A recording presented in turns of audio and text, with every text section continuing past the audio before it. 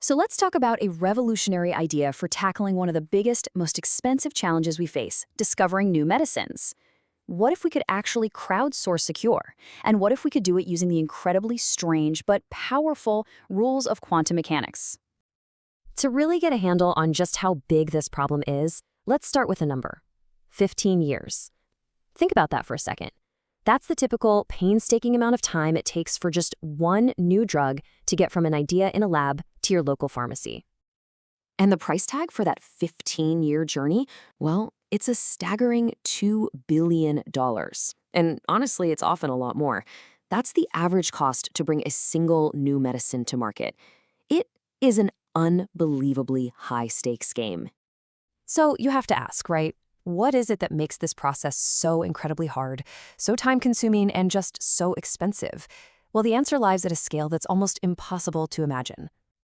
You see, the real bottleneck, the thing that costs all the time and money, happens at the molecular level.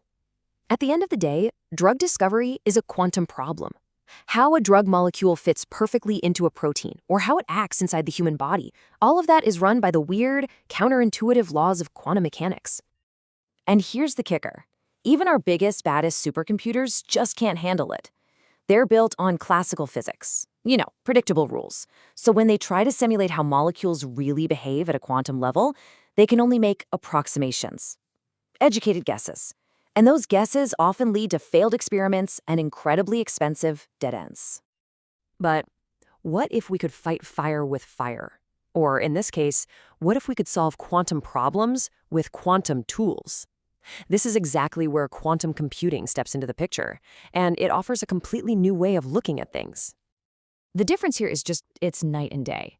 A classical computer is forced to guess, to approximate, but a quantum computer, it can model those quantum interactions directly. It basically speaks the same language as the molecules it's trying to simulate. That gives it a massive natural advantage. It's kind of like the difference between me trying to describe the color blue to you versus just showing you the color blue. And this isn't just some far-off theory. We're already seeing early quantum algorithms showing huge promise. They're starting to answer these make-or-break questions, like how well is this drug actually going to stick to its target?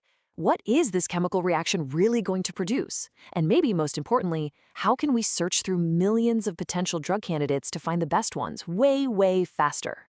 Okay, so we have a huge problem and this amazing potential solution. But there's a catch. Quantum computers are still super rare and unbelievably expensive.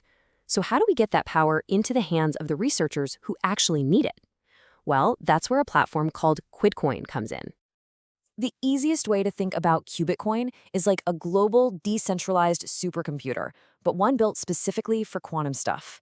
It's basically a network that connects the people who have the quantum hardware, the miners, with the researchers who are desperate to use that computing power. And the way it works is actually pretty straightforward. First, a researcher submits a really complex simulation as a job to the network. Second, miners on the network with the right quantum hardware run all the calculations. And finally, the network checks the results to make sure they're accurate, and then it rewards the miners who did the job right. Simple as that. So you can probably see why this model is such a perfect fit for drug discovery. It gives researchers on-demand access without needing to buy their own multi-million-dollar machine.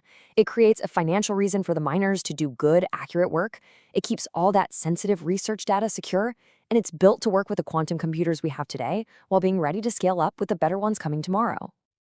So what does this all really mean for the pharmaceutical world?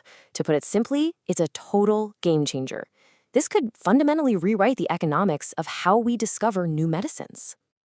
And this comparison here really tells the whole story. We're going from rough approximations to super high-fidelity results. We're taking simulations that used to take months and accelerating them. We're replacing these massive upfront investments with a much more flexible pay-as-you-go model. And we're moving from a world where everyone's data is locked away to one where secure collaboration is actually possible. But the potential here is even bigger than just making the old way faster.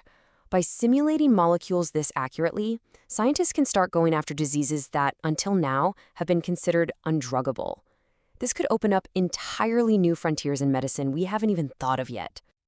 Now, of course, let's be real for a second. This whole vision isn't going to happen overnight. There are still some pretty big hurdles we need to clear before this becomes the new normal for every research lab out there. For starters, the quantum hardware itself is still pretty new. It's prone to errors, which scientists call noise. Then you've got all the regulatory hoops you'll have to jump through to get drugs approved this way. And finally, the network itself has to do this tricky dance between being open to everyone and being powerful enough to do the job. But here's what I think is the most brilliant part of this whole thing. The system isn't just sitting around waiting for some perfect quantum computer to be invented. It's designed to work with today's noisy, imperfect hardware. It uses a clever hybrid approach, combining the brute force of classical computers with the unique insights from these early quantum machines. It means we can get real value out of it right now, while it's also perfectly set up to get more powerful as the tech gets better. The ultimate goal here is, and I'm pulling this quote directly from the research, to shift quantum drug discovery from an experimental niche into an operational, on-demand global service. What does that really mean? It means taking this incredible power out of a few elite labs and putting it into the hands of any researcher anywhere in the world. That is the revolution. And that just leaves us with one last huge question to think about. If a decentralized network like this can pool the world's computing power to find a cure, what other grand challenges could we solve next?